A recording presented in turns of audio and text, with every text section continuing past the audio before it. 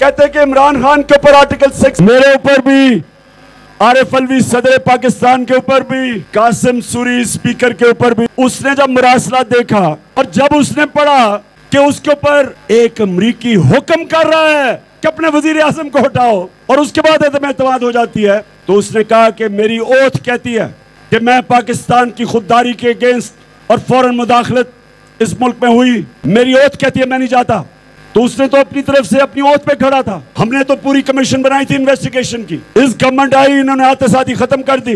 इन्होंने भी national security council बनाई, उसमें कहा गया कि मुदाखलत हुई थी और अमेरिका को डिमार्च किया गया। मुझे ये बताएं कि इस गवर्नमेंट का काम था कमीशन बनाना, लेकिन ये कैसे बनाते?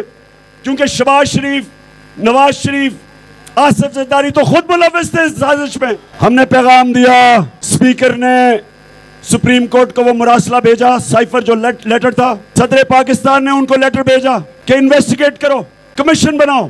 यहां मीर जाफर और मीर सादिक बैठे थे जिन्होंने उनके साथ मिलकर गवर्नमेंट फारग की। तो इतना बड़ा इस मुल्क के ऊपर सानिया होता है, कोई सुप्रीम कोर्ट से भी कोई इन्वेस्टिगेशन नहीं। इन्वेस्टिगेशन तो दूर की बात है।